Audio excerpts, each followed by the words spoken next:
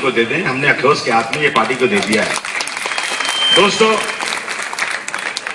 Election का बिगड़ बच चुका है।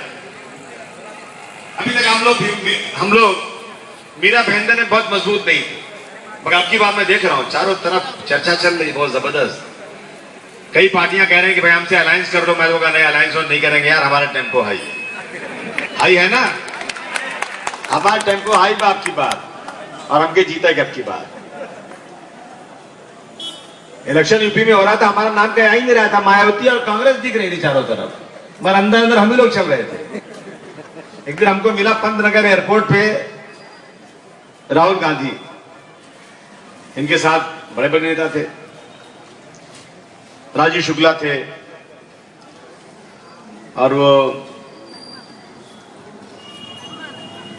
नगमा हीरोइन एक्ट्रेस नगमा थी, और ये वोहरा साहब थे, जायसवाल साहब जो पहले होम मिनिस्टर थे। हम लोग बोले काय को इतना भागते हो, 30-35 सीट से ज्यादा आने वाली नहीं है। बहुत गुस्सा हो गया मेरे ऊपर, क्या बोलते हो? मैं बोला बोलते नहीं हूं, लिखते हो।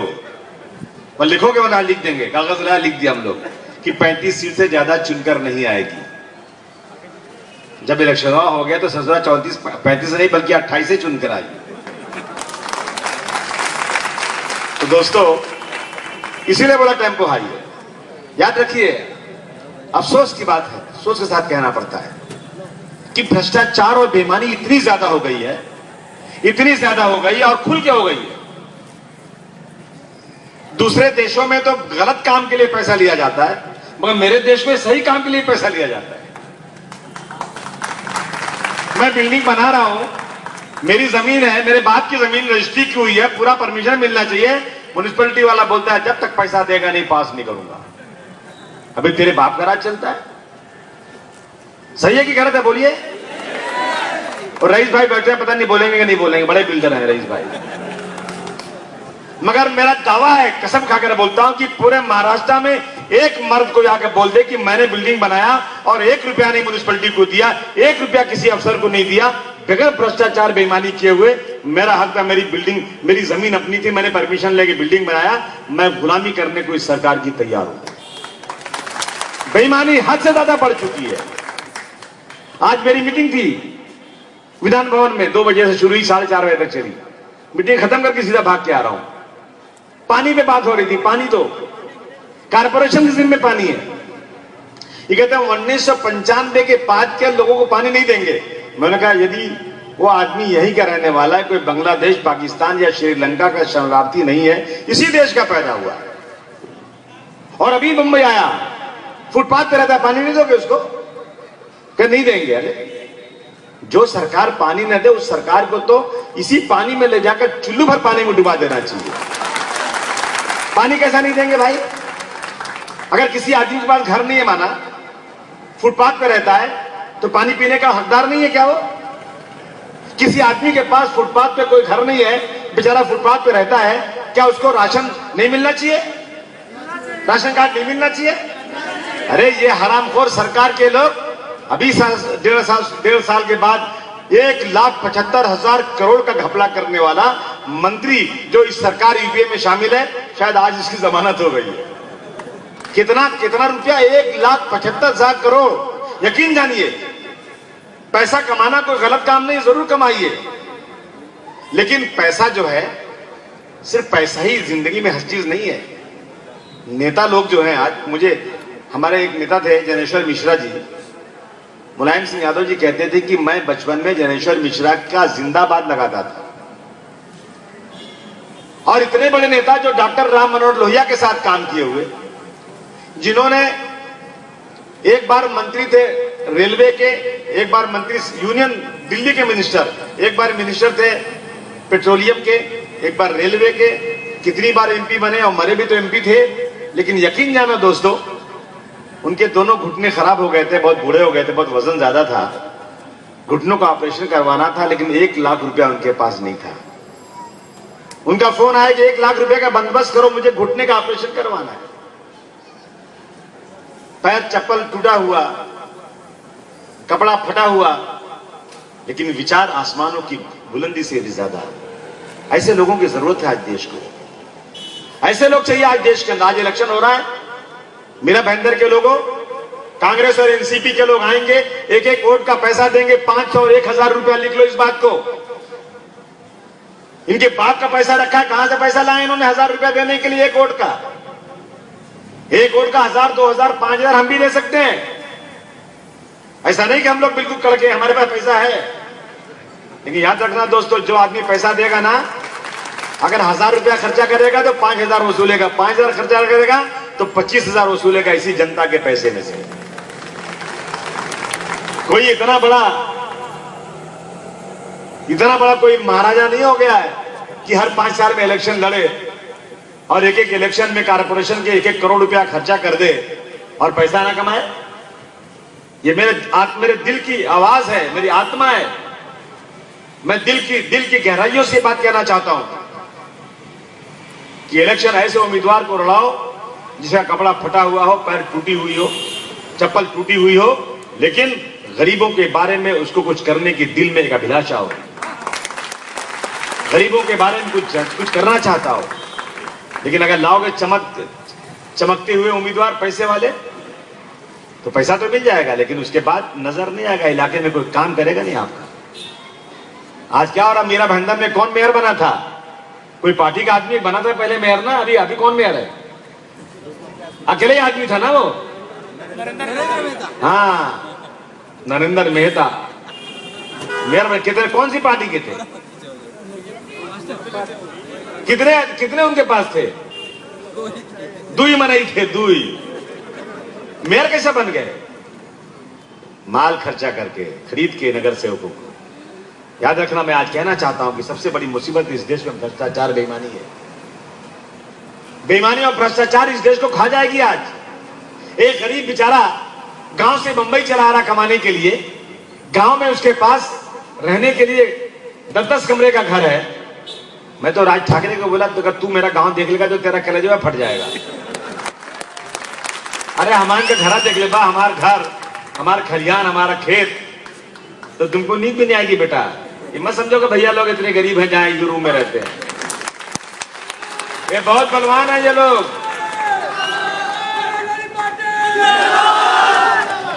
ये बहुत बलवान है। लेकिन देश में आजादी के बाद जब दौलत का बंटवारा हुआ तो शहरों को दौलत मिल गई, गांव को दौलत नहीं मिली।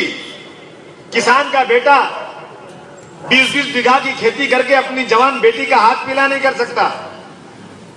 किसान का बेटा अपनी नौजवान बीवी, अपने बच्चों को, अपने बूढ़े माँ बाप को छोड़कर मुंबई में चला आता, 10-10 कमरे का घर छोड़ करके मुंबई में आकर बेचारा एक झोपड़ा बनाकर अपनी जिंदगी काटता है, सुबह से शाम तक रोजी रोटी कमाता है। अगर एक झोपड़ा बना लिया तो इसको तोड़ देते हैं ये लोग। क्यों तोड़ देते हो भाई? सरकार की जिम्मेदारी है मुल्क में रहने वाले एक एक लोगों को रोटी, कपड़ा और मकान का बंदोबस्त करें। ये अगर ये करना उसकी जिम्मेदारी है। मगर वोट देने वाला गरीब साला, वोट लेने वाला साला मसंडा होता जा रहा है, खा खा के हराम का माल जमा होता जा रहा है। एक दिन नारायण राणे मुझे मिले, बोला कहा यार नारायण राणे का हाल चाल तो आ रहा है? अरे उसका तो मिजाज ही नहीं मिल रहा है। मुर्गी बेचता था पहले, दारू की भट्टी जलाता था। एक पुलिस वाला बड़ा अच्छा आदमी बेचारा, मुझे बहुत अच्छा लगा।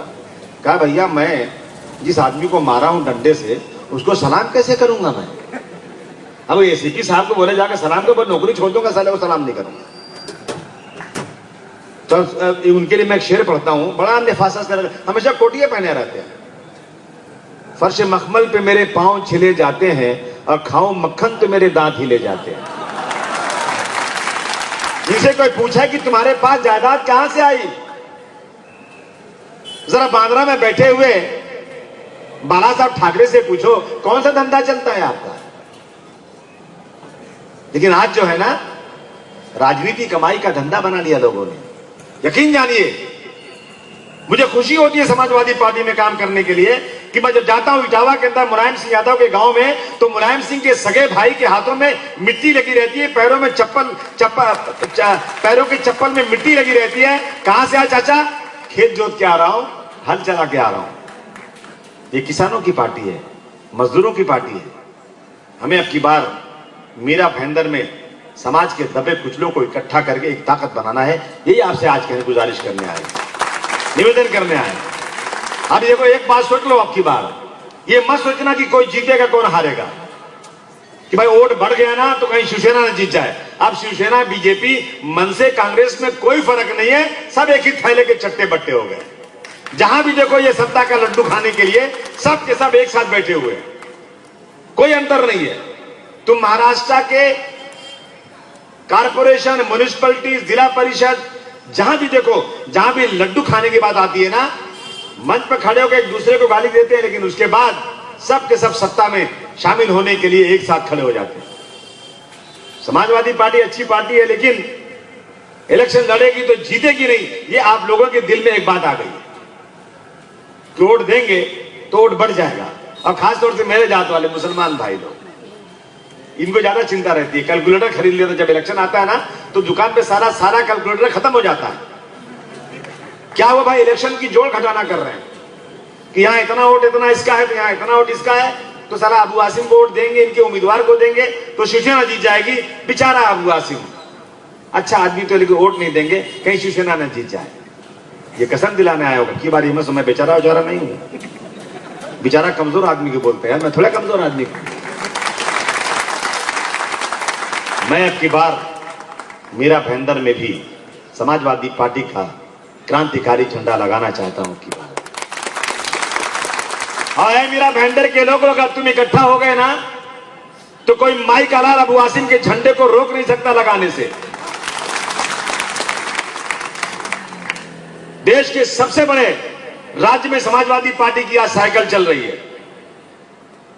हमारे पास स्कीम है, जिस दिन मेरे पास ताकत आ जाएगी कारपोरेशन के अंदर, म्युनिसिपैलिटी के इसके अस्पतालों में पर्ची कितने रुपए की बनती है, यहां पर 10 रुपए की। मेरी ताकत आएगी, मेरा मेयर बनेगा तो 1 रुपए की बनेगी, 1 रुपए की। एक आदमी बोला, आसिम भाई तुम्हारा मेयर बनेगा कैसे? बोला, गांधी जी ने बोला था सपना बड़ा देखो छोटा मत देखो। अरे मैं तो सारा इस देश का प्रधानमंत्री बनना चाहता हूं, तू मेयर की बात कर रहा है? 1 लाख किलोमीटर चलना है, पहला कदम तो उठाना पड़ेगा, पहला कदम तो उठाना पड़ेगा, जब ही आप आगे बढ़ेंगे। कहते हैं जो सफर अख्तियार करते हैं वही दरिया को पार करते हैं, जो सफर अख्तियार करते हैं वही दरिया को पार करते हैं। अरे चल के तो देखो, मुसाफिर का रास्ते इंतजार करते हैं। इसलिए मेरा भयंदर के लोगों, अब की बार मैं इंतजार नहीं करूंगा 5 साल और। एक तरफ कांग्रेस एनसीपी आएगी, ये दोनों सत्ता का लड्डू सोनिया गांधी के पल्लू में बैठ के खा रहे हैं, दिल्ली में भी खा रहे हैं, यहां भी खा रहे हैं, लेकिन एक दूसरे की बजा भी रहे हैं, एक दूसरे को गिराने में लगे हुए हैं। तो इनका टाइम खराब आ रहा है। अरे देखो उत्तर प्रदेश के लोगों ने कैसा इनको झापड़ मारा कि उठ नहीं पा रहे हैं। एक बिहार में इलेक्शन लड़ रहा था राहुल गांधी, हाथ बड़ा मोड़ रहा था बार बार, बस यहां क्या करे, मारेगा किसी को? मुंह पिटा के बिहार से आ गया। कितनी सीट मिली? 4। एक दिन कृपा शंकर मेरे दोस्त कहने लगे, अबू भाई बड़ी बड़ी बात करते हो, कितनी सीट जीत कर आए? बोला, बेटा जितनी तुम बिहार में जीत कर आए उतनी मैं महाराष्ट्र में जीत कर आया। तुम क्या बात करता है? 4 मैंने महाराष्ट्र में जीता। मेरी नई पार्टी, क्षेत्रीय पार्टी, मेरे 7 लोग नहीं है, सिर्फ गरीब सड़क पर सब्जी बेचने वाला, रिक्शा चलाने वाला मजदूर मेरे साथ है। मेरे साथ वो लोग हैं जो बेचारे झोपड़े में रहते हैं, लेकिन तेरे साथ तो बड़े बड़े बिल्डिंग वाले रहते हैं। वो बिहार जहां तेरी सरकार हुआ करती थी, वहां के बिहारियों ने तू झापड़ मारकर 4 सीट पर लाकर रख दिया। ये ठेंगा ले ले, अब गलत बोला क्या? हाँ, ये मेरी मीटिंग समानता की है, बराबरी की है। 1966 से बाल ठाकरे ने पार्टी शुरू किया, मार्मिक अखबार निकलता था यहां पे। उसके बाद सामना, एक बार नहीं 1000 बार ऐसी बातें बोला जिससे मुंबई और महाराष्ट्र में फसाद हुआ है। 1992-93 का जो फसाद हुआ था, उसमें श्री कृष्णा ने अपने कमीशन में लिखा है कि जो दूसरी बार उसमें 2 चरण में फसाद हुआ था, दूसरे चरण का फसाद सिर्फ सामना के एडिटोरियल की वजह से हुआ, लेकिन इस सरकार ने आज तक मुकदमा उस पर नहीं किया। वही साबित हुआ कातिल हजारों बेगुनाहों का, जो अक्सर गुफ्तगू के नाम पर शोले उगलता है। मगर इंसाफ की उम्मीद क्या हो ऐसी दुनिया में जहां पर मुजरिमों के हुक्म से कानून चलता है। 1966 से आज तक एक सजा नहीं हुई। रोज सारे अखबार में सांप्रदायिकता लिखी हुई है। मेरे ऊपर मुकदमा हो गया, उत्तर भारतीयों पर ये हमला कर रहे थे, उत्तर भारतीयों के टैक्सी तोड़ रहे थे। तो मैंने कहा आरआर पार्टी से, अरे इनको बंदूक का लाइसेंस तो बेचारे गरीब मारे जा रहे हैं, कहा नहीं देंगे। एक बार बोला, दो बार बोला, तीन बार बोला, जब नहीं दिया तो अपनी रक्षा करने के लिए मैंने उनको लाठी दे दिया। क्या गलत किया मैंने भैया? अरे भाई सम्मान रख कर नहीं आए उत्तर प्रदेश से, सम्मान लेकर आए यहां पर। हम मारेंगे नहीं किसी को, लेकिन मारोगे तो छोड़ेंगे भी नहीं बेटा, समझ में। यही तो बोला था मैं यार, और कुछ थोड़ा बोला था। राज ठाकरे ने तलवार बांटने की बात किया। मेरा मुकदमा चल रहा है, आज तक उठाया नहीं गया, लेकिन राज ठाकरे को 3 साल तक चार्जशीट नहीं दी गई और उसका मुकदमे को डिसमिस कर दिया गया, डिस्चार्ज हो गया। वो एक पलड़े में राज ठाकरे का मुकदमा, दूसरे पलड़े में अबू आसिम का मुकदमा, एक पलड़े में पूरे महाराष्ट्र का 153A का मुकदमा, दूसरे पलड़े में अबू आसिम का मुकदमा। मुझे 2 साल 6 महीने की सजा हुई है, लेकिन कोई फर्क नहीं पड़ता। 20 साल की सजा हो जाएगी। 153A कानून जो बनाया गया है वो 150 साल पहले अंग्रेजों ने बनाया था, लेकिन मुझे बाबा साहब अंबेडकर का कानून पूरी ताकत देता है कि मैं इस देश के सबसे बड़े मालिक के सामने खड़े होकर के अपनी पूरी बात कहने की ताकत रखता हूं। स्पीच एंड एक्सप्रेशन मुझे पूरी ताकत देता है। 150 साल पुराने कानून में मुझे सजा दे रहे हो, लेकिन 60-65 साल पुराना बनाया हुआ मेरे देश के कानून में मुझे जो है ये राहत नहीं दे रहे हो, तब तो मैं कहूंगा लगता है तुम्हारे बदन में अंग्रेजों का ही खून बाकी है अभी तक। और क्या कहूंगा? कल मैं एक मीटिंग कर रहा हूं इसी के खिलाफ, अन्याय के खिलाफ आजाद मैदान में, और पूछूंगा इस हुकूमत की आंख में आंख डाल करके कि ये सरकार जो है अंग्रेजों की है या भारतवर्ष के नागरिकों की है। अगर अंग्रेजों की सरकार होती तो पहले भी, अगर अंग्रेजों की सरकार होती तो मैं समझता कि अंग्रेजों के गुलाम हम लोग इस मुल्क में हैं, लेकिन 1947 में हम आजाद हो गए थे। मेरे देश का कानून बना, मेरे देश की एक भाषा बनी हिंदी। यही महाराष्ट्र के सदन के अंदर हिंदी में शपथ लेने पर रोक लगाया गया, लेकिन मैं रुका क्या? कोई माइक अल्लाह रुक सका क्या? देखे कि नहीं आप लोग? मैं अकेला था, मैं बोला बेटा बिनवट भानाओ बिनवट लाठी, और मेरा नेता मुलायम सिंह यादव तो कड़वा तेल लगाकर मालिश करके पहलवान है पहलवान, और मैं उसी का चेला हूं यार, कुछ ना कुछ तो असर रहेगा ना। और मैंने हिंदी में शपथ लिया, देखा कि नहीं देखा आपने? मुझे कांग्रेसिया बोलते हैं कि आसिम भाई तू मराठी में ले लो।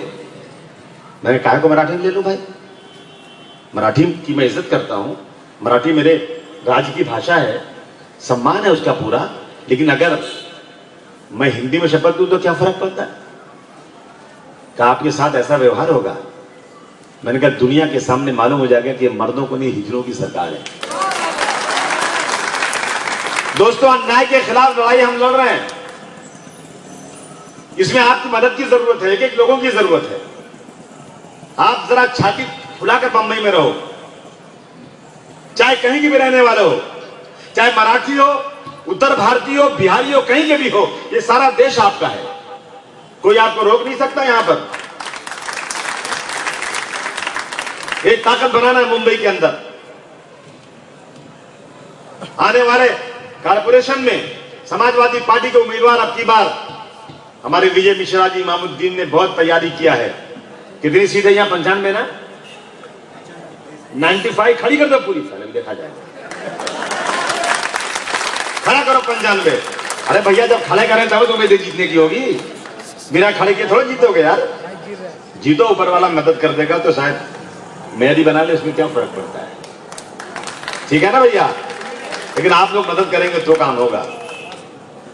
आसिम भाई के साथ रहा, बाद में शिवसेना वालों डर मत जाना यार, डरना न मत, कुछ बाकी नहीं इनके पास, पटाखा फूट गया, खाली कागज बाकी है, अंदर कुछ नहीं है। ये कोई दादागिरी गुंडागर्दी का प्लेटफॉर्म नहीं है, ये जो है राजनीति का प्लेटफॉर्म है। दोस्तों समाजवादी पार्टी को मजबूत करो, मैं आपको यकीन दिलाता हूं मैं किसी गरीब का झोपड़ा नहीं टूटने दूंगा। यदि किसी गरीब का झोपड़ा टूटेगा तो उसके पहले बनवाने वाले का झोपड़ा टूटेगा, बनवाने वाले के हाथ में हथकड़ी लगेगी, वो जेल में जाएगा, उसके बाद किसी का झोपड़ा टूटेगा। एक झोपड़ा नहीं बनता बिना पैसा दिए हुए। जैसे चूंटी, कहीं गुड़ गिर जाए तो चूंटी को बुलाना नहीं पड़ता, अपने आप सारी पहुंच जाती है। उसकी सूंघने की शक्ति इतनी बड़ी होती है कि गुड़ गिरा दो यहाँ पर, अभी आधे घंटे के बाद चूंटी जमा हो जाएगी। वैसे ही म्युनिसिपैलिटी वालों की सूंघने की शक्ति बढ़ गई है, जहां रेती गिरा पहुंच जाते हैं बैग लेकर, जिन्हें इनके बाप का राज चलता है। और बिना पैसा लिए कोई घर बनता है क्या? कोई आदमी ऐसा जो बिना पैसे लिए बनाया, बता देगा आदमी? जरा मैं देखूं कितना दुर्रम आदमी है वो। कोई नहीं बनाया होगा। इंसाफ खत्म हो चुका है आज, यकीन जानिए। 100 माले की बिल्डिंग बन जाती है, लेकिन 2 माले का सारा झोपड़ा बना तो कलेजा फट जाता है इनका। भाई क्यों तोड़ रहे हो कलेजा, क्या झोपड़ा क्यों तोड़ रहे हो? अगर किसी घर में बच्चे ज्यादा हो गए, बहू आ गई, बेटी है, अब बेचारा थोड़ा सा ऊपर बना लिया, एक मारिया बना लिया, तो तुम लोग उसको तोड़ देते हो और 100 माले की बिल्डिंग का परमिशन दे रहे हो। याद रखिए दोस्तों, आज मैं पहली बार देख रहा हूं मेरा बिल्डिंग के बीच में मीटिंग हो रही है। मैं हमेशा झोपड़े में मीटिंग किया, आज मेरी मीटिंगें हमेशा झोपड़े में गरीब लोगों के इलाके में होती है, लेकिन आज पहली बार देखा मैंने कि चारों तरफ बिल्डिंग नजर आ रही है, बीच में खड़ा हूं मैं। क्योंकि वोट गरीब देता है, अमीर वोट देता नहीं। अमीर तो उस दिन चला जाता है घूमने, कहीं बोला काहे वोट देने जाऊं मैं, लेकिन गरीब बेचारा वोट देता है, लेकिन बाद और वोट देने के बाद पानी के लिए भी तड़पता है। स्कूल नहीं उसके जब बच्चों को जाने के लिए, पैरों में चप्पल नहीं उसके पास, लेकिन सरकार कौन बनाता है? गरीब बनाता है। हम चाहते हैं कि जो वोट दे उसी की सरकार बने। ये समाजवादी पार्टी जाकर देखिए उत्तर प्रदेश में, लखनऊ जाइए आप, रोजाना अखिलेश के एक हॉल है बहुत बड़ा, उसमें हजारों लोग बैठते हैं। रोजाना जिसको मिलना हो जाकर हॉल में बैठ जाओ, अखिलेश यादव मुख्यमंत्री सामने आएगा और आपसे आपकी बात पूछेगा, अपने सेक्रेटरी को लिखाएगा, जितना काम मुमकिन होता है सब करके देगा। जाकर देख लो आप लोग, ये मुख्यमंत्री है, शक्ल भी अच्छी नहीं है। अखिलेश तो उससे बहुत सुंदर है यार, नौजवान आदमी है, खेलने के दिन है, घूमने के दिन है, परंतु सुबह से शाम तक जनता दरबार लगाकर पूरे उत्तर प्रदेश के लोगों का काम कैसे हो जाए, यह चिंता आज समाजवादी पार्टी उत्तर प्रदेश में लेकर चल रही है। हो गया भैया 10 बजे बंद कर दे, भैया बंद कर दे, पुलिस वाला अपने दोस्त से बात ना बात, थोड़ा बहुत तो चलेंगे 2-3 मिनट यार। इसलिए दोस्तों अभी तो आज शुरुआत हुई है, लेकिन आज बिल्कुल हम लोगों ने बजा दिया है समाजवादी पार्टी का यहाँ पर। अब आज के बाद से मैंने कह दिया अपने नेता लोगों को यहाँ के कि अभी से उम्मीदवार तय कर दो और एक एक घर में जाओ, लोगों को समझाओ। साइकिल का निशान लोगों को मालूम हो चुका है, एक एक घर में जाओ और आने वाले कारपोरेशन में समाजवादी पार्टी के उम्मीदवारों को पूरी ताकत के साथ जिताओ और जितनी सीटों पर उम्मीदवार मिले सब पर खड़ा करो और पार्टी बनाओ। ठीक है, आप लोग साथ रहेंगे ना भाई? सब साथ रहिए आप लोग। आपको जब भी जरूरत पड़ेगी, अबू आसिम अपने बदन का आखिरी खतरा भी आपके लिए निछावर करके आपको इज्जत और सम्मान दिलाने की लड़ाई लड़ने में कभी पीछे नहीं हटेगा, इस बात का आप यकीन दिलाएं। बहुत बहुत धन्यवाद आपका, मेरे उन साथियों का बहुत बहुत शुक्रिया जिन्होंने इस मीटिंग का आयोजन किया। बस इस उम्मीद के साथ कि आज से आप लोग, ये बिल्कुल बच गया, अच्छे उम्मीदवार को लाइए, टिकट दिलवाइए और जिताइए, और ऐसे लोगों को लाइए कि 2 रुपये अपने जेब से दीजिए कि ये गरीब आदमी जीतो, और जीतने के बाद 1 रुपया मांगना नहीं, ईमानदारी से काम करो। ये मेरा सपना, उसको साकार कीजिए आप लोग। बहुत बहुत धन्यवाद।